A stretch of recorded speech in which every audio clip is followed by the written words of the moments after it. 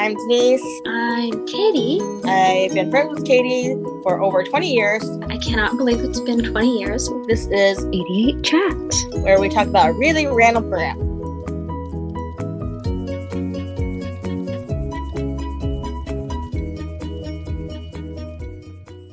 Advisory, disclaimer, this is just our opinion. Please don't take it as fact. Don't send hate to anybody. We want to love everybody. Welcome back to 88 Chats. Thanks for being back with us. I know it's been a really, really long time since we've put one of these out. Today's topic is if you are living under a rock, the Will Smith controversy, where he decided to go slap Chris Rock. Yes, slap. Yes, it was because everybody knows there's different types of slaps that you give a person, and that was definitely a B slap. Yes. It's a cuss word that I cannot say on here, and I'm pretty sure YouTube would not allow me to. Anyways, so I'm going to just say a B slap. And the whole situation on that, and we're going to talk about how we feel about it. Also, the new update. The Academy has issued their verdict for Will Smith for his slap, which is a 10-year ban from the Academy and anything associated with the Academy, including events and other stuff. Which basically means he is in kind of the situation of Nicolas Cage, where you do low-budget films that are not going to get recognized at all. So it's basically, if you expect to see him on the big screen, probably not. If you expect him to see on the smaller screen where it's straight to DVD or video or in the discount box, you probably will see him there. Did you hear the other news about his projects as fallout for this? From what I hear, they're either frozen or discontinued. Oh. Okay. I think they were all waiting to see what the Academy's verdict would be, because that's the last piece. And I also heard news that he checked himself into a rehab facility. Although I think he needs a little bit deeper therapy, not rehab. But I don't understand rehab as much as before. And yeah, so the whole Chris Rock thing. So my opinion on it was like, basically for Will Smith, it was basically, I think it was a bad judgment, really extremely bad judgment of him. And I know that a lot of people are blaming his wife for his action. And I know people who like him a lot or who believe that he's been such a nice guy, and this is just a lapse in judgment. They're trying to defend his action by saying he was standing up for his woman. To me, I'm gonna say this: that is not standing up for your woman. Standing up for your woman is whether or not they are in threat, or B, there's somebody heckling your wife and won't stop after you tell them to stop. And I say stop these two warnings before you have a violent interaction.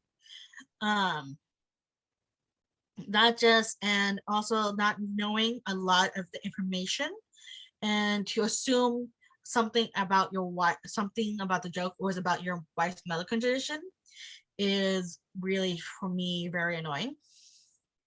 Because the joke wasn't really, first off, the joke was very tame. Second, there is no connection between the joke and her medical condition. So you can't really jump to that conclusion to say that joke was about her medical condition, especially because I believe that he didn't know. Because I don't think, not a lot, I didn't know, a lot of people said they didn't know that she had this condition, because I don't pay attention to Red Table Talk. And also, I'm going to use this example because not a lot of people know about his condition, which is called nonverbal learning disorder. So if I didn't know he had that disorder, what makes you think he's going to know she had her disorder? Right. I think that's an excellent point, especially because I also did not know. And just as the anecdote of this event happening, when it actually went down live, I didn't watch the award show. I know a lot of people, it's kind of out of fashion to watch award shows. So, like many people, I saw the YouTube clip of the slap happening, and the first clip was cut so that we didn't know what the joke was. And I remember watching it going, wow, he must have said something really bad. And then we searched for it and found the actual joke, which was essentially referencing her shaved head and making a joke about a G.I. Jane 2 movie, which does not exist. And the leap being made there by Will Smith, being that it was referencing her alopecia. So I agree with you in that I had no idea that she had alopecia because I don't follow Red Table Talk. I don't follow the Smiths in general because they've gotten so much publicity, mostly negative, over the last few years. I'm not really sure. Time is irrelevant since the pandemic, but it's at least been a few years, and primarily their media does come from that Red Table Talk show, which I don't watch or read about or reference in any way. So it's very reasonable to think that, like many of us, Chris Rock didn't know anything about her hair. And even if he did, I would think that it was a pretty mild joke, not to, I wouldn't want to make light for people who do have alopecia, but I have also seen videos of YouTubers who've experienced alopecia and what that kind of looks like. So for her to show up with a shaved head and not have anything like, it's not like she was showing up in a dress that was awareness or wearing a pin or talking about it even on the red carpet, as far as I know. So there's no reason to assume that every single person in the entire venue would be aware of that, especially when the jokes are written in advance. That's not like he saw her on the fly and, was dissing on her or whatever. They plan these things. And one of my complaints immediately was to put all of the blame on Chris Rock for making that statement. They do dress rehearsals, and this kind of things get approved to be safe for TV, and that was approved probably by multiple people to be an okay and acceptable thing. So even if it is offensive in any way towards a disability, he's not the only one whose shoulders that would fall on, because it does have to go through that chain of command. And as we've talked about this many times before. We got around to doing this and have said many times that it doesn't matter any of these platitudes or the reasoning behind his actions. Violence is violence. So I really liked what you had said when it first happened, and where you were very passionate about it, about all the other ways that he could have supported her. And I swear we made a list. Sorry that you all didn't hear it the first time, because it was good. But I mean, we talked about things like he could have, quote unquote, stood up for his woman in a lot of different ways. He could have even gone so far as to get up, walk up to Chris Rock and shout, and that would have been better than hitting him. He could have shouted from his seat. He could have gotten up and left. He could have done so many other things that would have been supportive without violence.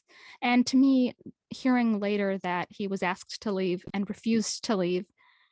Oh yeah, that thing. So here's the thing with that. So the producer says that it's not true. Apparently there was a lot of miscommunication here, especially with the Academy and producer. The producer was a person that told Will that he can stay, because there was talk. Of course, the people who are running the Academy were furious that this happened.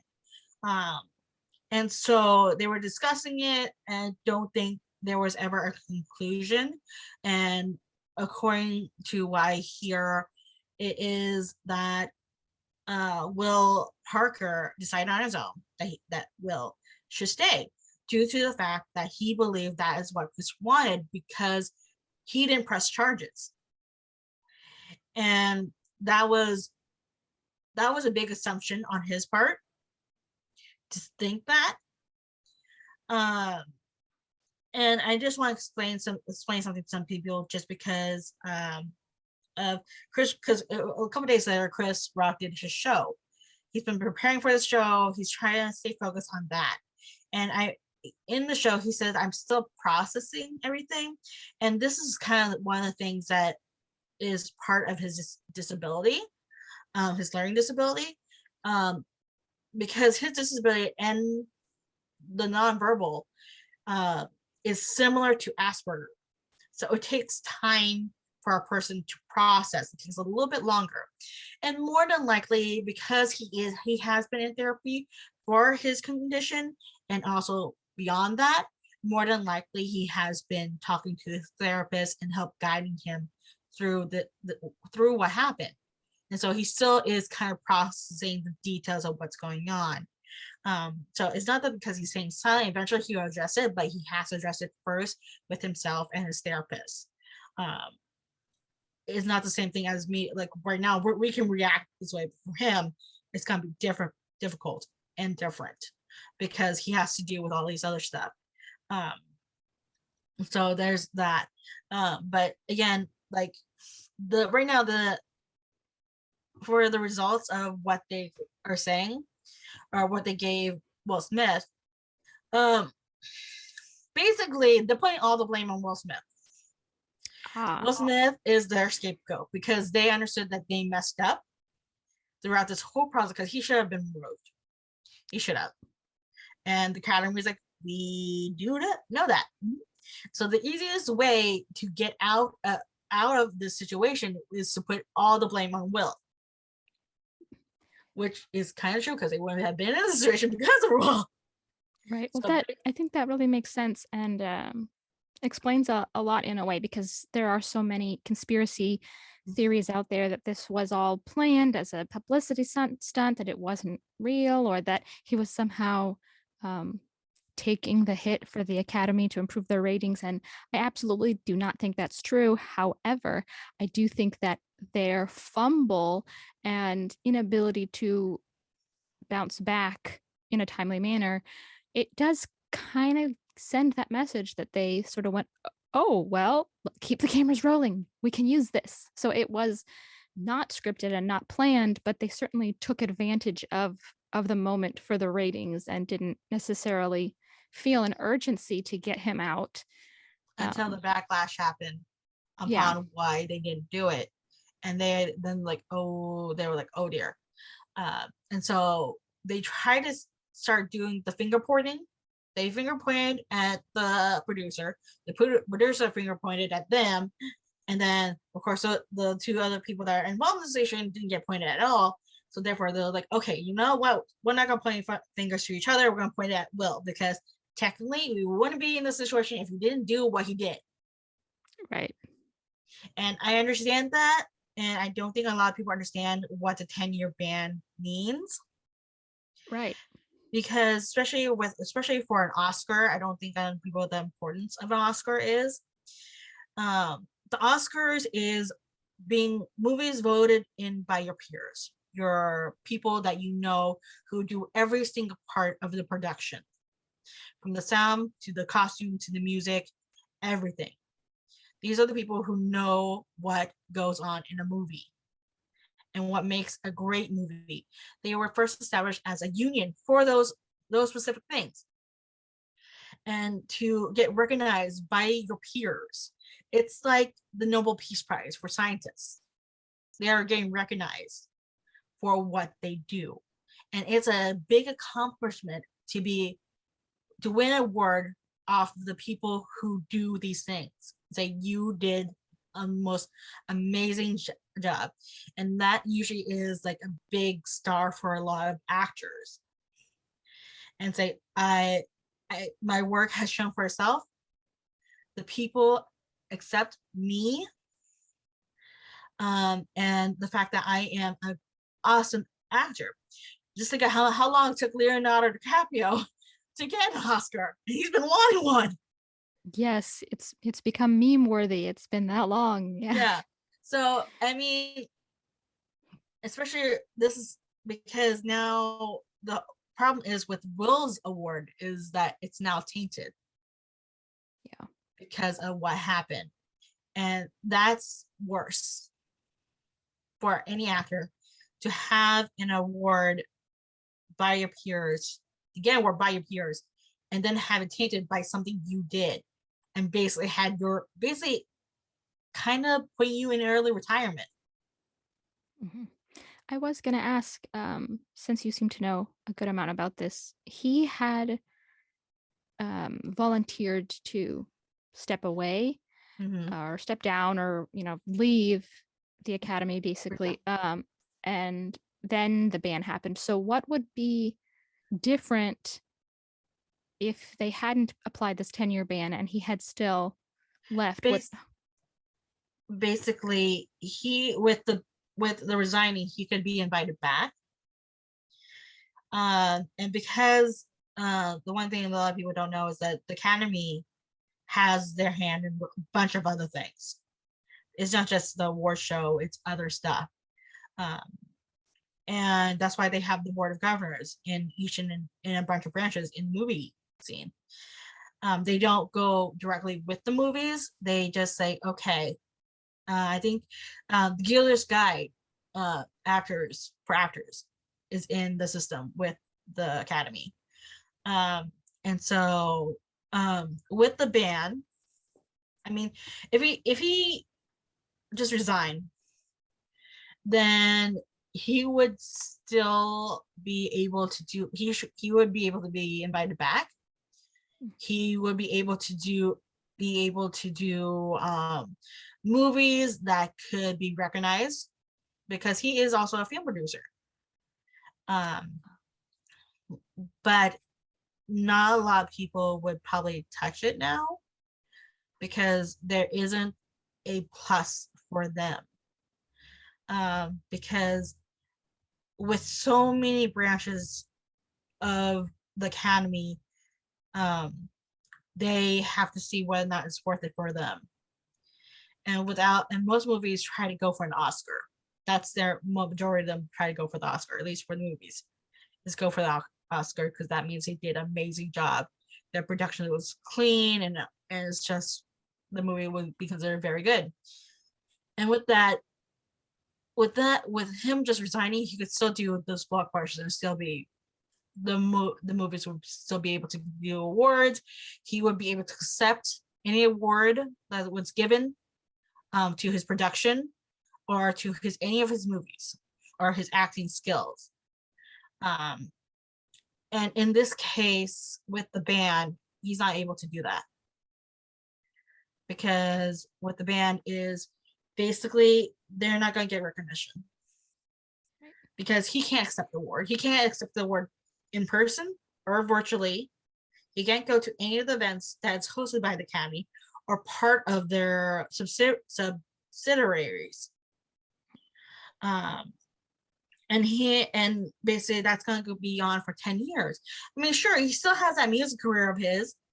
I mean, come on, nobody can forget the "I'm Going to Miami" music. I did forget about that one. I Ouch. he's gonna be okay. He still has a music career.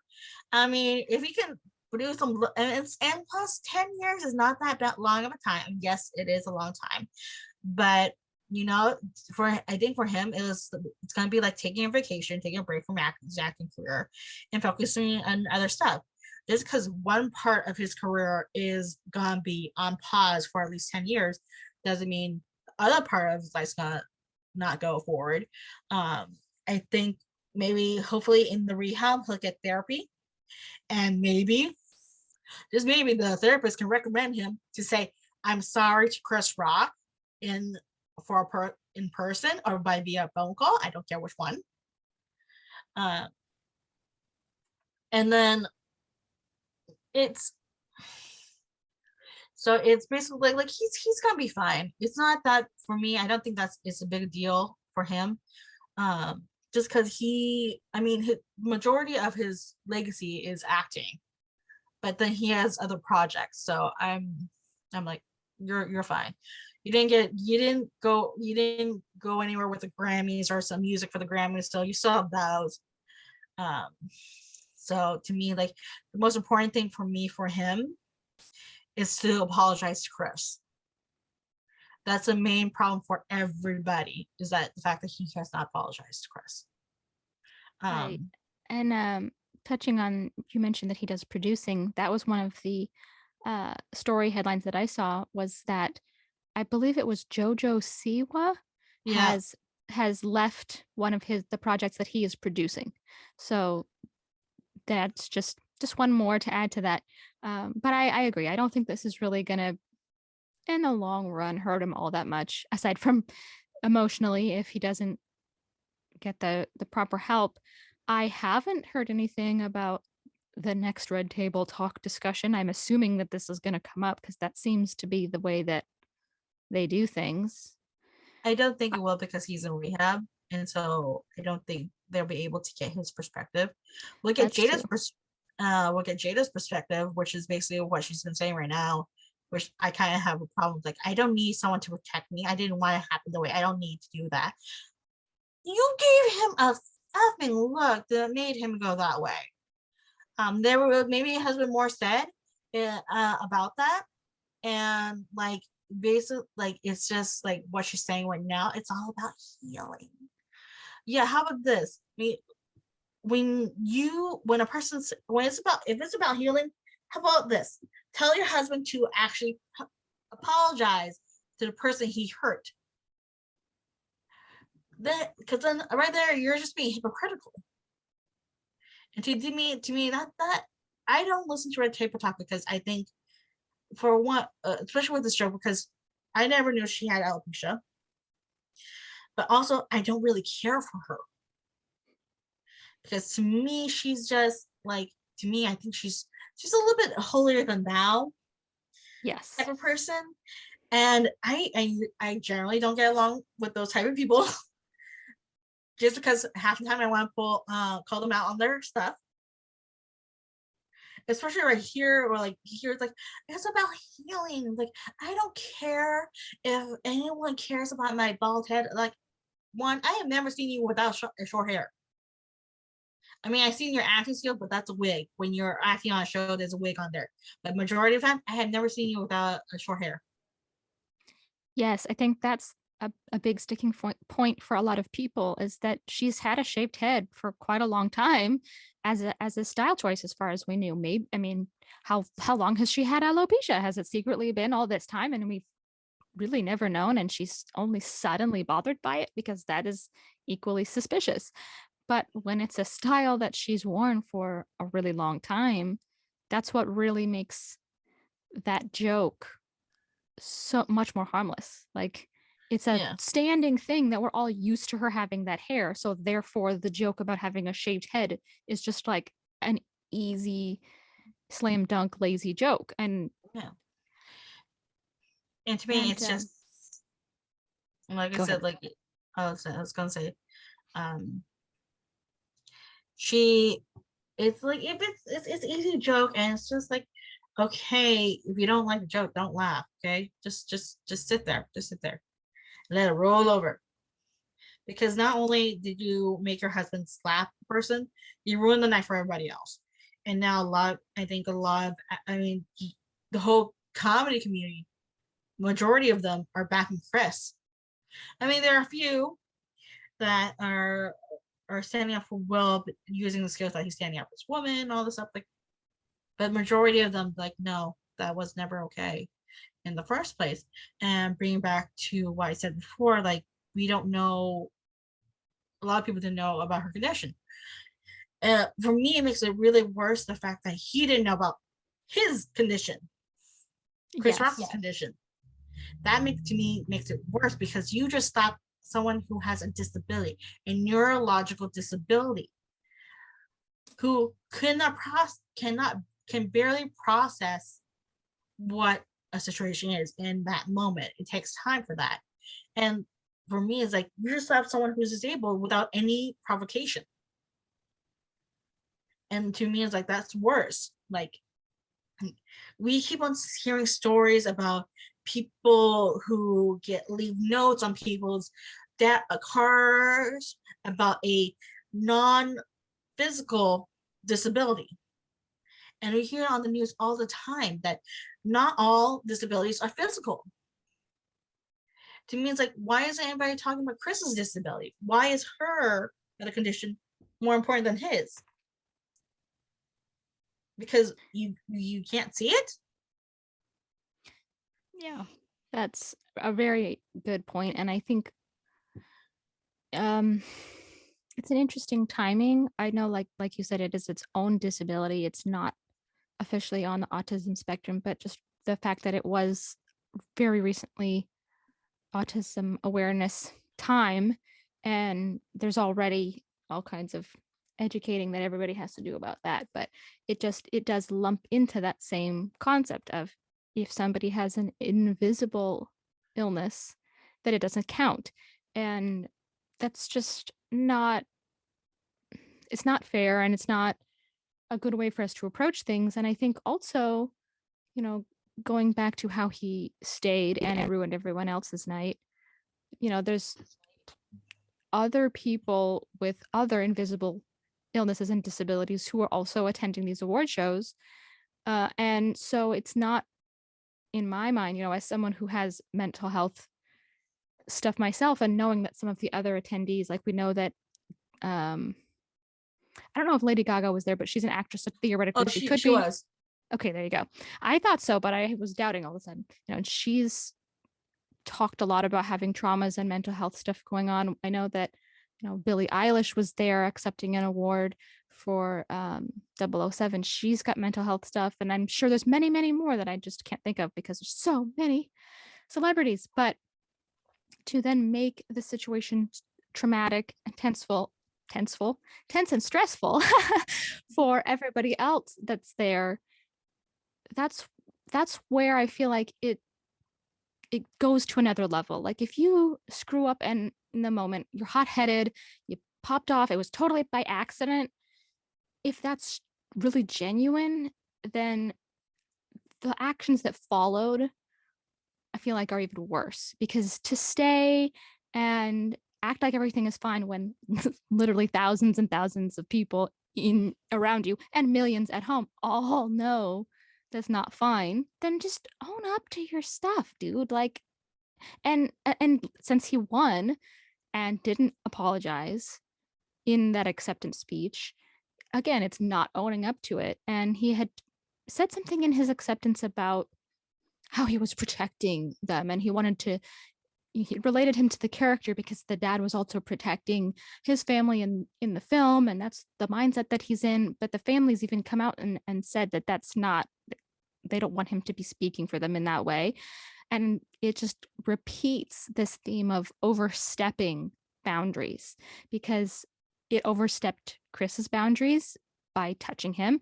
It overstepped the boundary of what it means to be protecting of someone in taking that physical action because supposedly she didn't want him to. And I don't really necessarily think that's genuine in her case for her specifically, but I can understand that sentiment as someone who, like, I can put myself in the shoes of someone defending me. I wouldn't want the added stress if I'm already going through a trauma, like she could have been by that joke. Then adding to someone's bad experience by adding this hectic, crazy physical violence is just heightening the stress for everyone. It's elevating the situation, making it worse. And that seems to be this consistent theme of those boundaries, making it worse, overstepping the boundary over and over and over again, staying longer at the awards show. And I mean, even every single late night talk show was commenting on how he stayed and did parties afterwards. Like, oh yeah, you're so remorseful. You stayed and partied and got drunk afterwards. Yeah, you must feel real bad. I mean, maybe we'll do a part two, because the station encompasses a lot of different situations that we'll probably mention in a later podcast. And I'm pretty sure we'll know that this scandal is going to last a very, very long time. And people are going to be continuing to talk about for weeks until something else shocking comes up. Yes. So I'm gonna say my final thoughts. Basically, I believe a lot of the stuff is all of his apologies are cop outs. because the one thing missing is that he has never said that he has officially and personally said sorry to Chris. Even Chris's family has said he has not apologized to Chris. And the fact that it's been so long, I don't think Chris will accept it because it is not remorseful. You're remorseful when you do it before things get too bad.